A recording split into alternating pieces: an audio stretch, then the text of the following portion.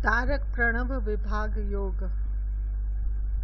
हनुमान जी बोले, आपदाओं को हरने वाले, संपूर्ण संपदाओं को देने वाले, समस्त लोकों में मनोहर आप श्री रामचंद्र जी को बारंबार प्रणाम है।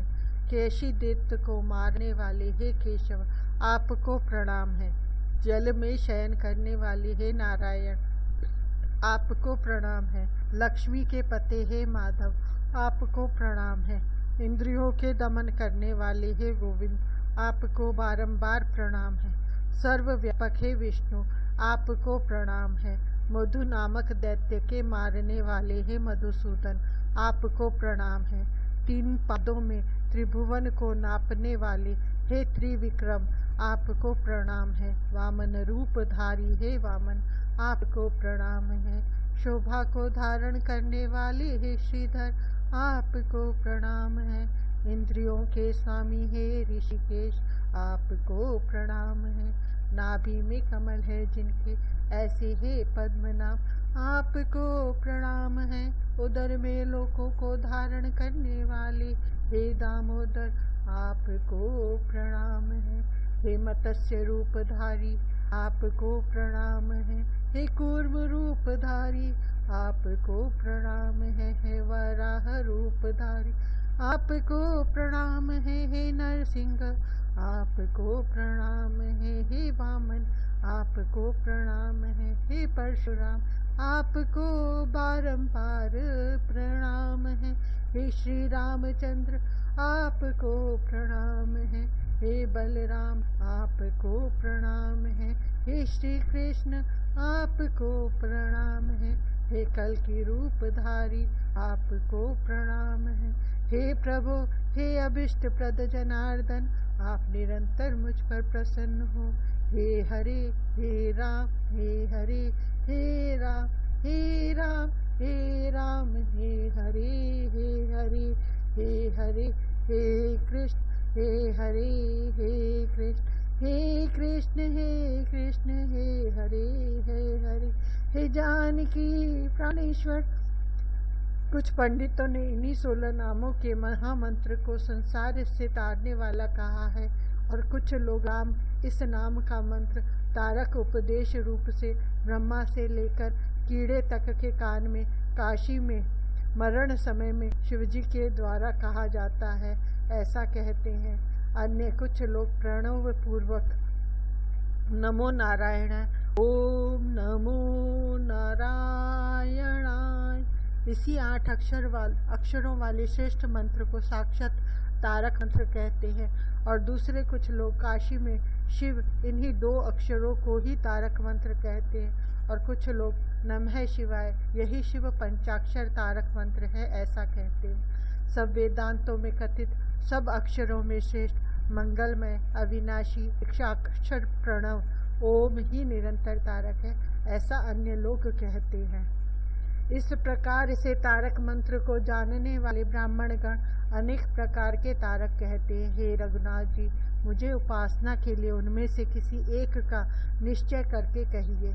इस प्रकार हनुमान जी के प्रश्न करने पर वेदों में पारंगत श्री रामचंद्र जी ने वृंजावाल, तपन, परिव्राट और अद्वय से लेकर मुक्तिकोपनिष पर्यंत समस्त श्रुतियों को, जिनमें तारक मंत्र के संबंध में विशेष वर्णन है, पूर्वा पर संबंध से भली भांति देखकर तारक का निश्चित अर्थ कहना प्रारंभ किया।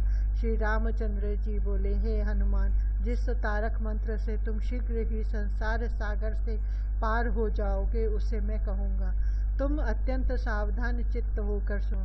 हे कपीश्वर, वैष्णवों के तथा शैवों के प्राय सभी मंत्रों में संसार से तारने की शक्ति है, इसमें कोई संदेह नहीं। तो भी यह प्रणव नामक मंत्र सबसे श्रेष्ठतम है, और सभी लोग प्रत्यक्ष मुक्ति के लिए इसी तारक मंत्र की उपासना करते हैं। प्रणव के अतिरिक्त जितने मंत्र हैं, उनका भोग और मोक्ष दोनों में विनियोग होता है, परंतु इस प्रणव का फल केवल मोक्ष प्राप्ति ही है। अकार, उकार आदि अक्षरों से युक्त यह ओमकार रूप प्रणव सब वेदांतों में ही है। बृहस्पति, शेषनाग आदि तथा अरुंधति के पति मेरे गुरु वशिष्ठ ऋषि भी इसका महात्म्य वर्णन करने में असमर्थ हैं। इस कारण आज मैं उसका वर्णन नहीं करता, किंतु उसके अवश्य जाने योग्य स्वरूप और अर्थ को तुम इस समय सुनो। पहले अकार कहा गया, फिर उकार है, मकार अर्धमात्रा, नाद बिंदु इसके पश्चात है, फिर कला कलातीत शांति और अनंत शांति से अतीत मात्रा है। 11वीं मनोन्मनी और 12वीं मनोन्मनी कही गई है। फिर पूरी मध्यमा पश्यंती अनंत परा मात्रा है। इस प्रकार यह प्रणव 16 सूक्ष्म मात्राओं से युक्त 16 प्रकार का है। हे पवनसुत, इन 16 मात्राओं के स्थल सूक्ष्म कारण और तुर्य भेद अनुसार 64 रूप होते हैं। प्रकृति और पुरुष भेद से उक्त 64 मात्राएं विविध होकर 128 प्रकार की होती हैं। फिर जब वे 128 मात्राएं सगुण और निर्गुण का आश्रय कर विविध होती हैं, तब उनके 256 रूप बनते हैं। हे मारुते, इस प्रकार प्रणव को अत्यंत सूक्ष्म मात्राओं से युक्त जानो। अब इसका अर्थ कहता हूँ, सो स्वस्थ चित्त से सुनो। जो पर ब्रह्म अखंड सच्चिदानंद रूप से प्रसिद्ध है, वही इस तारक मंत्र स्वरूप प्रणव का मुख्य अर्थ है।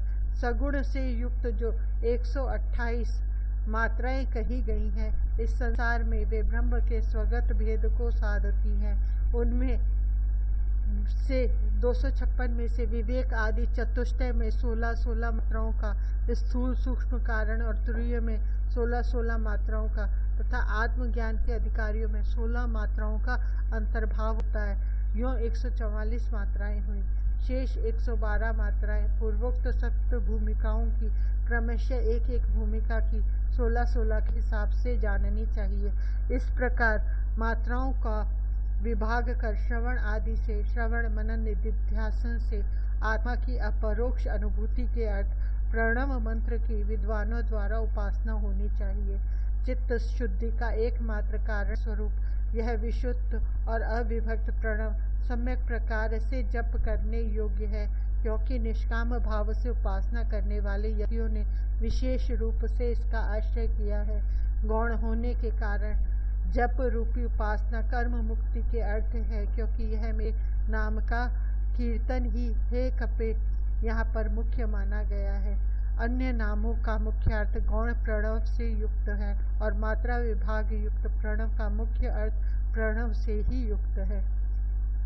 गौण प्रधान उपासना में केवल सन्यासी ही अधिकारी है और इस मुख्य प्रधान उपासना में सभी अधिकारी है। इस प्रकार श्री रामचंद्र जी के कहे हुए अर्थ को सुनकर श्री हनुमान जी ने कहा, हे रघुनाथ जी, मैंने सुना है कि आप ही प्रणवार्थ स्वरूप हैं, सो किस प्रकार है, आज्ञा कीजिए। श्री रामचंद्र जी ने कहा, हे हनुमान, उस अर्थ को भी मैं कहता हूँ, तुम भक्ति पूर्वक सुनो, जिसके श्रवण मात्र से तुरंत विशुद्ध हो जाओगे। विश्व भावन सुमित्रा सुत लक्ष्मण अकार अक्षर से उत्पन्न हुआ है। तेजस रूप शत्रुघ्न उकार अक्षर से संभूत है।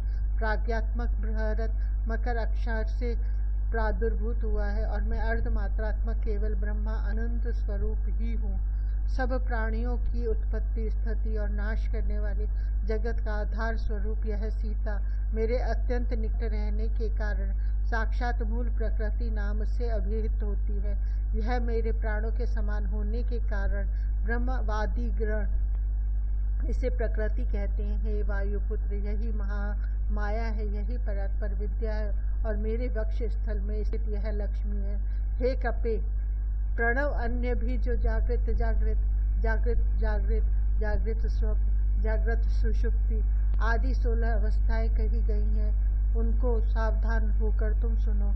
समस्त दृश्य पदार्थों में इदम मम है मेरा ही जब भावना न रहे, तब उस दशा को हे वायुपुत्र श्रेष्ठ पुरुष जागृत अवस्था कहते हैं। विश्व परंपरा को मुझ सच्चिदानंद में जानकर देखकर जब नाम रूप का त्याग किया जाता है, तब वह अवस्था जागृत स्वप्न कही जाती है। परिपूर्ण चिदाकाश रूपी मुझ में बोधात्मकता ज्ञान के सिवा और कुछ भी नहीं है। जब यह भावना हो, तब उस अवस्था को जागृत सुषुप्ति कहते हैं। स्थूल सूक्ष्म और कारण शरीर के बीज नष्ट न होने पर भी जब दृढ़ निश्चय हो जाता है कि सब मिथ्या है, तब उस अवस्था को जागृत तुरीय कहते हैं। स्थूल ज्ञान नष्ट हो जाने पर भी जब यह भावना हो जाती है कि कारण शरीर के आभास से जो व्यापार होते हैं उनसे मेरा कुछ भी बंधन नहीं है, तब वह अवस्था स्वप्न जागृत कही जाती है। कारण शरीर संबंधी अज्ञान का नाश होने पर देखने वाला, देखने की क्रिया और देखने की वस्तु ये कार्य नहीं है, ऐसा जब विशेष ज्ञान हो जाए तब उस अवस्था को स्वप्न कहते हैं।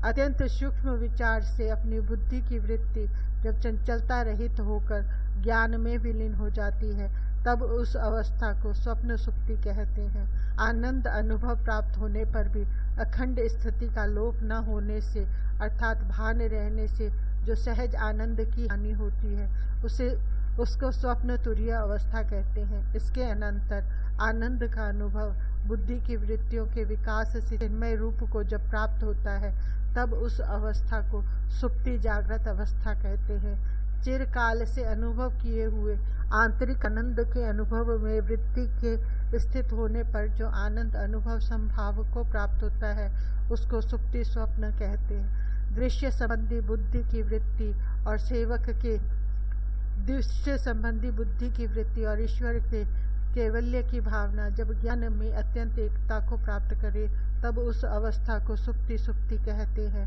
जब भावना की अपेक्षा से रहित होकर अखंडिक रस की स्फूर्ति आप जागृत होती है, तब उस अवस्था को सुप्ति तुरीय कहते हैं।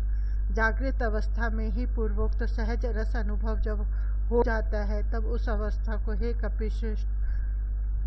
कपिश्रेष्ठ तुरीय जागृत कहते हैं। जिस अवस्था में भी निरंतर वही सहज रस अनुभव हो, उसकी वह दुर्लभ अवस्था ही को तुर्य स्वप्न कहते हैं। सुषुप्ति अवस्था में भी जब अखंड एक रस की स्फूर्ति हो, तो उस सुदुर्लभ अवस्था को तुर्य सुप्ति कहते हैं। जहाँ तक निर्मली रेणु के समान अखंड एक रस लीन हो जाए, वह अरूप और अतीन्द्रिय अवस्था तुर्य कही गई है। सूक्ष्म बुद्धि वाले पुरुषों के द्वारा ये 16 अवस्थाएं जानी जाती हैं।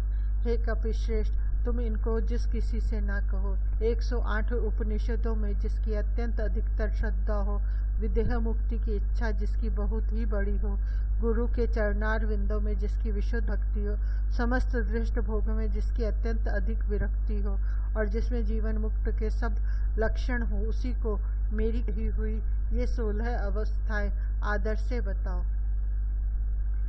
उक्त लक्षणों से हीन, वंचक, शठ, नास्तिक, कृतघ्न, निरंतर भोग आसक्त, गुरु भक्त आदि से हीन तथा जो अपनी सर्वोत्कृष्ट जीवन मुक्त स्थिति का सर्वदा नाट्य करता हो, उसे कभी नहीं कहनी चाहिए।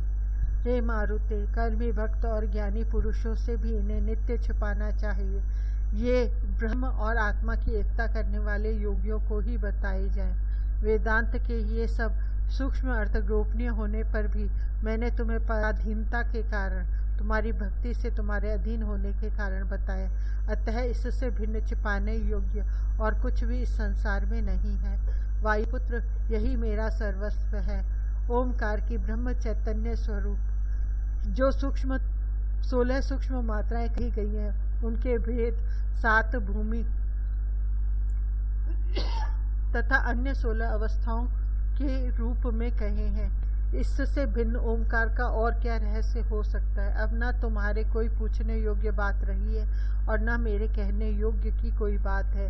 तथापि श्रीमान आचार्य अर्थात गुरुदेव से सुनने योग्य तुम्हारी कुछ बात हो तो मुझसे पुनः पूछो। इस प्रकार तत्व सारायण के अंतर्गत उपासना कांड के 2वें अध्याय में कथित समस्त वेदों के अर्थों को प्रकाश करने वाली श्री राम गीता उपनिषद का तारक प्रणव विभाग योग नामक 13वां अध्याय समाप्त हुआ।